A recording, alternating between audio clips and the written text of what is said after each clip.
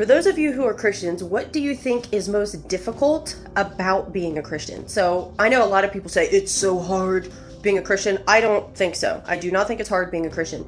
Here is the only thing that I find difficult. Well, I guess it's sort of two things, but they go together. It's actually showing love to people. Loving people is what's most difficult about being a Christian, in my opinion, because people are unlovable. I mean, they really are. And they're awful.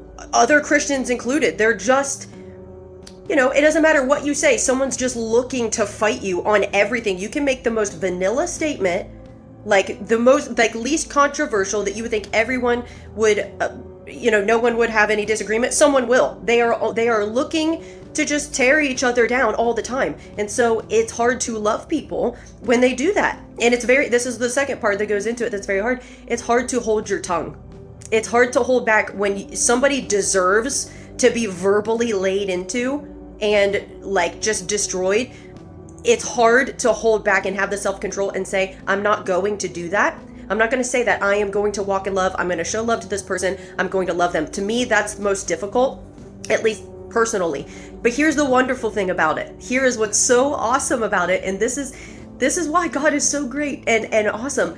So when this happens, and there's someone who I can't stand, could be a Christian, could be, in fact, Christians are worse in this because they should know better. Like, they shouldn't be the ones giving you a problem. It should be the world. And if a Christian is being this way, that's why, like, I have less patience for it, because you ought to know better. But so when this happens and I'm like, Lord, I can't stand this person. How do you love us?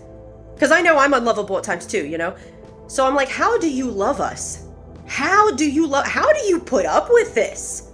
Like, literally, how do you put up with this? And then you know what happens? I end up worshiping God. I'm like, you are so great.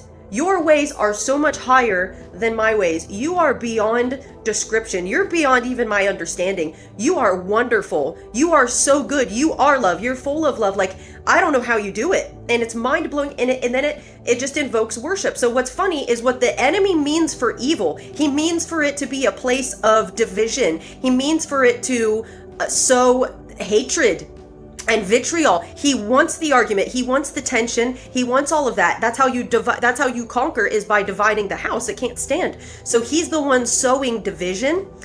And yet, if you look at God when this is going on and you see somebody being divisive because they're arguing with you about everything or anything, if you focus on God, how he can stand people, and not just stand people, love people on both sides of the argument, backfire. The devil's plan, he means it for evil, to make you hate each other. And yet, if you will focus on the goodness of God, how great he is in love and mercy and all of it, and patience, it makes what the devil's trying to do laughable. It does. It blows up in his face, because God is, like, if he's meaning something for bad and actually what it does is make you worship God, that's a big mess up if you're Satan. So, and that's how God, he says, I work all things for good for those who love me. Somehow God can take something awful and meant for evil and use it for good. And so it just makes me worship him, and it encourages me, because I'm like, Lord, if I'm to be continuing to get sanctified and continuing to grow in the things of God and continuing to become more like you, God willing, on a daily basis, to become more patient, more full of love, better with self-control when it comes to holding my tongue, I have to just, I have to, there actually has to be opportunities for it, which means you need people to continue to be difficult and unlovable if you're going to grow, right? Without opportunities, you can't practice what it is you're trying to get better at. And so that's like me saying, I want to get better at basketball. Okay, then I need like some basketballs and some hoops, right? So if I need to get better at loving people and holding my tongue, I need people to continue to be difficult and unlikable and deserving to be verbally laid into, but I don't do it. I hold back. I choose to love them. I choose to be patient. I choose to have the love for that person that God has, because he has it. And he doesn't love me any more than he loves them. He doesn't love them any more than he loves me. He is no respecter of persons. He shows no partiality. And so there's so much beauty in it. The devil, you mean it for evil, and God uses it for good if people will simply look at him. Whatever is going on, look at God, and it will change your perspective. It will change what the enemy intends for evil and turn it into something good if you focus on God. Dwell on his goodness, talk about his goodness, share it with other people.